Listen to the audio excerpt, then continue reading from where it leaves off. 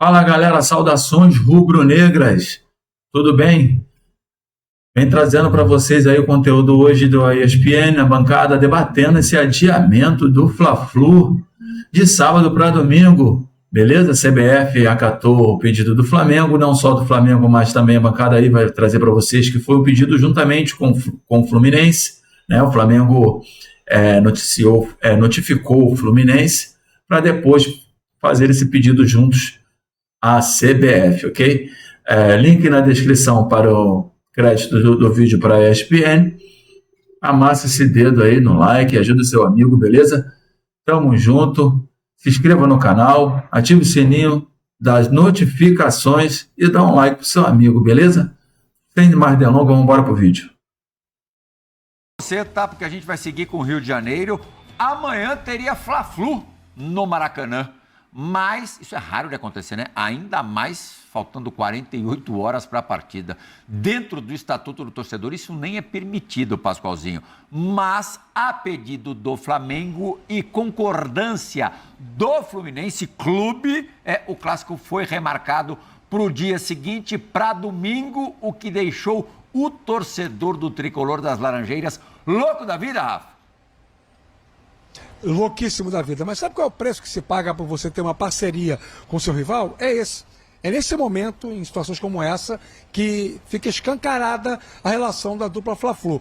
Ambos administram o mesmo estádio, que é o Maracanã. O consórcio que toca o dia a dia do Maracanã é comandado pela dupla Fla-Flu.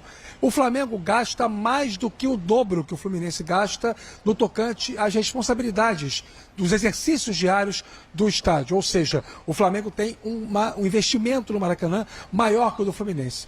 O Flamengo tem, portanto, mais poder de barganha do que o Fluminense em discussões que envolvam a necessidade da participação dos dois clubes. Aí você tem um jogo entre eles no Campeonato Brasileiro. E aí, automaticamente, essa relação já pavimentada, estruturada de parceria entre os dois clubes, acaba sendo extensiva ao que aconteceu na remarcação desse jogo, que irritou e muito o torcedor, e não dá pra gente dizer que o torcedor do Fluminense está errado. Muito antes, pelo contrário. Ele tem todo o direito de ficar revoltado, chateado, porque ele quer ganhar do Flamengo. Parceria os dois clubes têm para a administração do estádio. Não pode ter parceria quando um enfrenta o outro.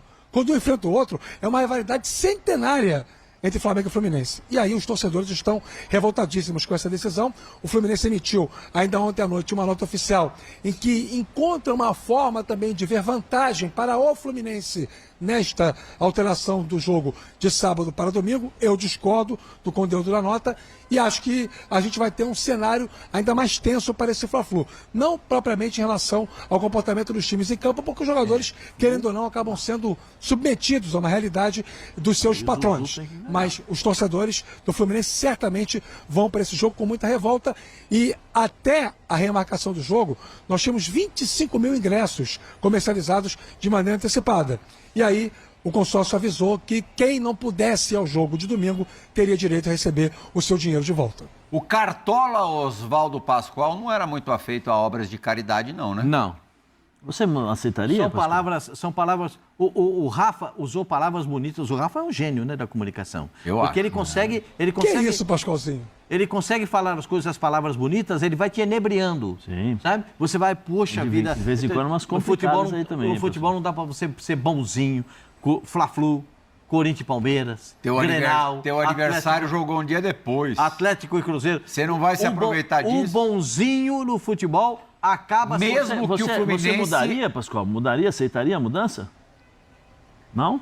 Não. Mesmo que o Fluminense tenha e enfrentou problemas para voltar da Venezuela. Atrasou bastante e tal. Também houve um desgaste grande. Mas jogou um dia antes, né, Pascoal? Mas o jogo do Fluminense foi terça, né? Exato. Um dia antes. O futebol, as pessoas... Eu tendo a concordar com o torcedor do Fluminense. Né? Acho que a parceria é bonita, é tudo muito bonito, mas quando rola a bola lá no Maracanã, é o Fluminense, só que dessa vez é Flu e Fla. Porque o mandante é o Fluminense. E aí muda o negócio? E aí Zubeldia está invicto no Maracanã. Sim. Não, aproveitamento, porque podia estar invicto com um monte de empate. Sim. São quase todas vitórias. Isso. Mais de 93% de aproveitamento. 18 vitórias e só 2 empatezinhos. e empates contra Flamengo e Vasco pelo Cariocão deste Sabe o ano. que a diretoria do Fluminense fez? Estendeu esse manto de bondade? Obriga o treinador a ganhar o jogo.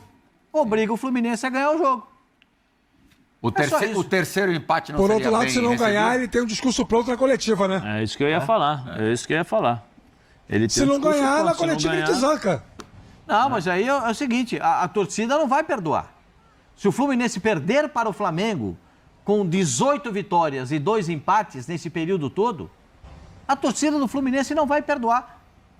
O Flamengo já tem um baita time, já é o incomparável das Américas. Incomparável. E ainda com esse Mas tá manto todo de quebradinho, bondade- hein?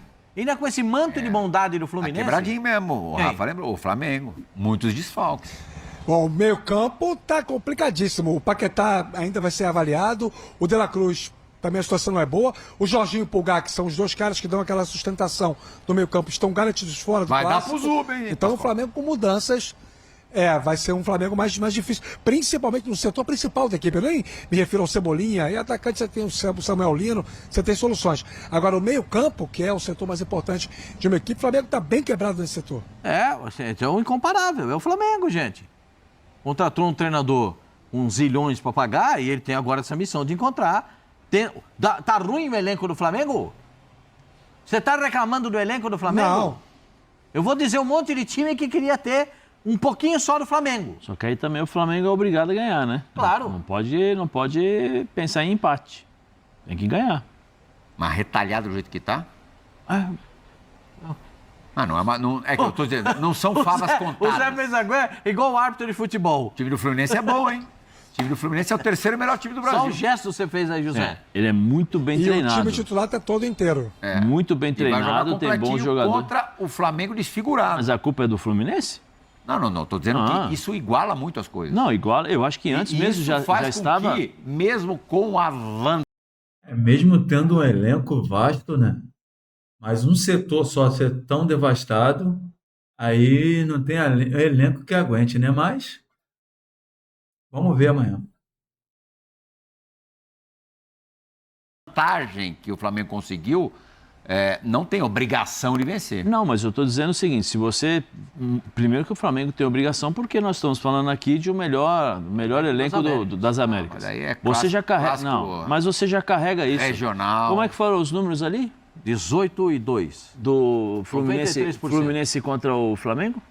Empatou um jogo. Não, o Zubeldia Um mandante. dos 2 empates foi contra o Flamengo, outro foi contra o Vasco. Então. Mas, Mas eu nesse tô falando- nesse apanhado, tem vitória do Fluminense contra o Flamengo. Por isso que eu estou falando. E você acha que não Sim.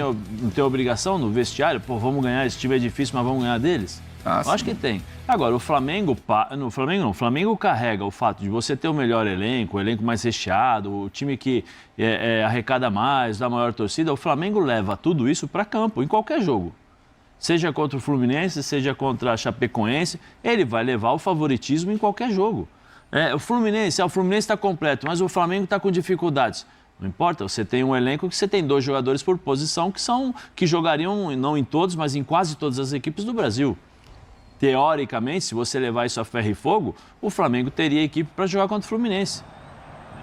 É de acordo com aquilo que nós estamos avaliando o elenco do Flamengo. A outra coisa é a realidade. É enfrentar uma equipe bem treinada pelo Zubeldia, que para mim o Fluminense é uma das melhores equipes nesse momento no Brasil, bons jogadores. Aí você tem que diminuir essa distância do time bem treinado, dos bons jogadores, da falta de entrosamento com a equipe reserva, com essas misturas que são obrigadas a serem feitas por conta das ausências dos jogadores. Ô, Rafa, no campeonato, na tabela de classificação, Fluminense e Flamengo têm campanhas muito semelhantes, tanto que o Fluminense tem 3 pontos a mais, mas também uma partida a mais disputada. Se o Fluminense se aproveitar do fato de estar completo contra um time com muitos desfalques do Flamengo e vencer o jogo no qual é mandante, mantiver esse percentual espantoso dos jogos como mandante, abriria 6. Tudo bem, com jogo a mais ainda, claro, mas já é uma vantagem bem razoável, bem considerável. Sem dúvida. E assim, certamente esse contexto matemático é levado para o vestiário. O Zubeldia é um técnico que trabalha muito a parte mental dos jogadores, além de ser um treinador que encontrou um jeito do Fluminense jogar bem peculiar e bem eficiente, né? O Fluminense é um time que consegue fazer o jogo fluir da maneira que ele prefere, né? Nem sempre tendo o controle técnico do jogo, muito eficiente quando cria oportunidades. Em alguns jogos acaba desafiando as vantagens que abre, e aí tem problemas, como por exemplo na vitória, na derrota de virada para o Vasco por 3-2, mas a gente percebe o Fluminense como um time que vai brigar sempre na parte alta da tabela. Eu acho que de um modo geral as pessoas não atribuem o Fluminense uma condição de favorito ao título, porque é consenso entre quase todo mundo que analisa futebol que competições longas de 38 rodadas, o fator elenco tem um peso maior, né? Tem uma valoração maior, causa uma diferença para quem tem mais elenco, essa probabilidade de conquista. Só por causa disso. Ainda assim, se você pegar bem todas as peças com as quais o Zubeldia pode contar, o Fluminense não tem mais elenco que o Flamengo, mas não tem muito menos também não. Não é aquela coisa assim absurda, que discrepância é diferente? O Flamengo tem mais elenco. Mas a diferença caiu muito. O Fluminense foi assertivo na janela, todos os jogadores que ajudam a aumentar a quantidade de peças em algumas posições importantes, principalmente a fase construtiva do meio-campo. Então, eu acho que o Fluminense sabe o valor que tem esse Fla-Flu e é evidente na Play-Hall. Se vencer, acaba, por que não, se aproximando ainda mais dessa possibilidade de ficar alimentando internamente a ideia de um título. Tá terminando o programa, você vai ter que exercer o seu poder de síntese ao extremo, Zé. Rapidinho. Leonardo Jardim até agora tá dentro do que você esperava, aquém ou acima? Normal. É o que eu estava esperando em relação à dificuldade que ele tem para encontrar a equipe. Essa equipe do Flamengo não é a equipe que todos nós estamos esperando dele. A ideia e a imagem que nós temos é do Cruzeiro do Leonardo Jardim no ano passado, time técnico que joga bola, que toca a bola de um lado para o outro, que distribui o jogo.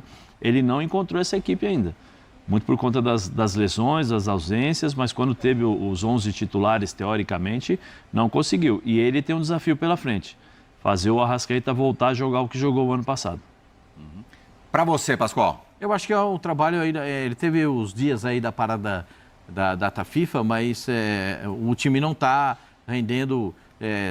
Tem gente que acha que o Flamengo tem jogo que irrita, tem jogo que o Flamengo demora muito para engrenar, que é um primeiro tempo ruim, o segundo tempo bom, o segundo tempo ruim, o primeiro tempo bom. Então o Flamengo ainda não está no padrão que até mesmo o Leonardo Jardim imagina para o time do Flamengo. Esse jogo dele, do trabalho de bola no meio campo, do toque rápido e a jogada de profundidade em velocidade, a gente ainda está buscando ver.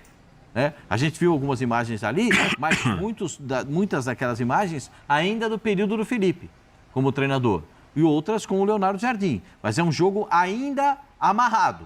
Está faltando desamarrar isso, ter desenvoltura para poder jogar daquele plano que a gente sabe que o Flamengo pode jogar. Se o Flamengo pegar um ritmo de jogo, com a bola aprofundada, com jogada de velocidade, com tudo que o Flamengo tem de qualidade técnica, Jesus, não vai sobrar pedra sobre pedra na América do Sul. Então, rapaziada, o que vocês acharam do comentário aí do pessoal da bancada da equipe F? O Pascoal discorda do Pascoal, né? O Pascoal, ele olhou muito como se fosse presidente do Fluminense, ele não aceitaria, né? Mas se o time dele, no caso, fosse quarta-feira e o Flamengo fosse na terça-feira, será que teria isso como um acordo? Ele ficaria quieto ou ele pediria para adiar? Então, assim, a roda gira, né, parceiro? Então, você não quer para você, então você não tem que querer para o próximo, né? Então, não tem que ser tratado como co-irmão. Rivalidade existe? Sim, dentro de campo, né? Nos bastidores, alguma coisa que não vai influenciar só em um lado, mas os dois estão disputando competições internacionais, né? E isso pode vir a acontecer, tanto que aconteceu até para o Fluminense, né? Só que foi um dia antes, foi na terça-feira. Então, eu acho que não concordo com a fala do Pascoal, não concordo com o que o Zé Elias falou também acerca disso, né? Eu acho que tem que ter um bom senso no meio disso tudo, e foi o que o Fluminense fez. Vou trazer uma notícia para vocês, aqui do GE, tá? O link na descrição também dos créditos para a matéria do GE.com. que diz aqui: Saúl e Cebolinha voltam aos treinos com o grupo e Flamengo pode ter Alexandro contra o Fluminense. Ótima notícia, né? Saúl e Cebolinha aí reintegrados ao elenco gradativamente, né? Fazendo aquela transição de DM com o campo. E o Alexandro aí pode ser relacionado e está à disposição do Léo Jardim. Do Léo Jardim, vamos trazer para você aqui, ó, mais na íntegra, a matéria mais a fundo aqui do GE, que diz assim, ó.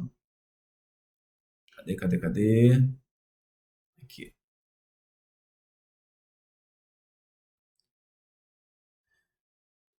Vamos lá. Aqui. Flamengo teve boas notícias no treino desta sexta-feira, no Ninho do Urubu.